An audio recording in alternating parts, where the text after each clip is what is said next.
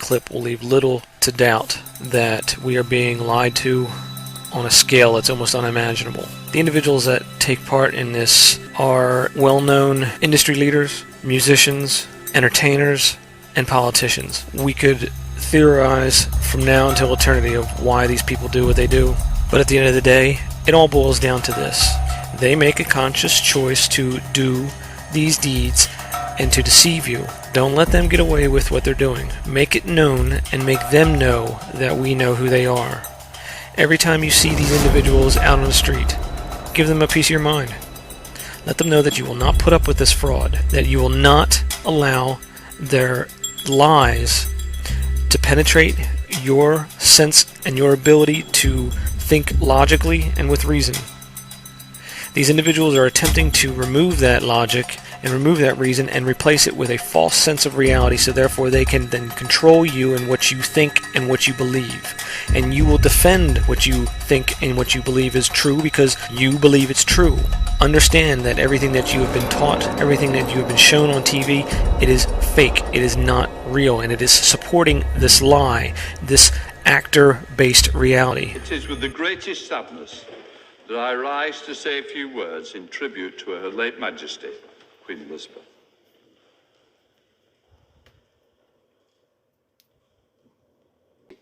I can tell you, as a direct eyewitness, that she drove herself in her own car with no detectives and no bodyguard, bouncing at alarming speed over the Scottish landscape to the total amazement of the ramblers and the tourists we encountered. Of course, for those of us who had the honour to serve as one of her prime ministers, those meetings were more frequent with the weekly audiences. These were not meetings with a high and mighty monarch, but a conversation with a woman of experience and knowledge and immense wisdom. They were also the one meeting I went to, which I knew would not be briefed out to the media. Because that's the way people in power get away with everything. They have no conscience. Or they do, but they bury it under alcohol and drugs and their colleagues that they, hang around with. They sort of a mutual support system of criminals is what it is. So you have to puncture that, drill holes in it, cause trouble, make these people squirm. And if 500 alternative journalists were on the case every day doing this, there would be some serious squirming. But of course, today we had the saddest news about the passing of Her Majesty Queen Elizabeth.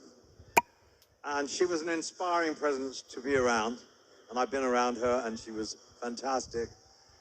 And she led the country through some of our greatest and darkest moments with grace, decency, and a genuine caring warmth.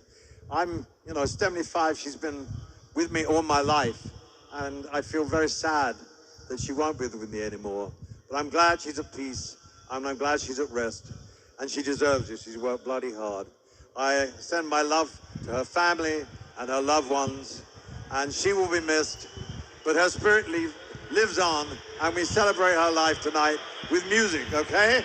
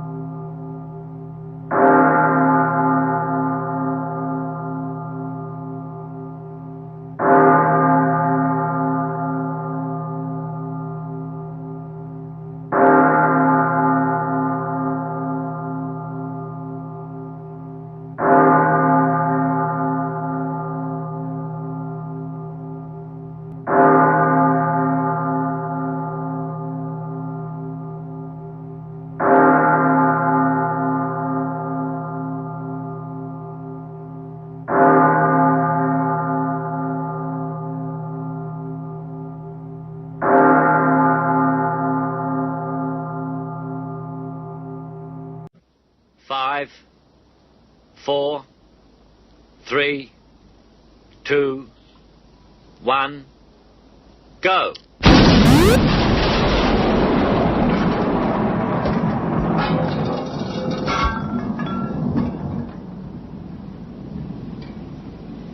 You're only supposed to blow the bloody doors off.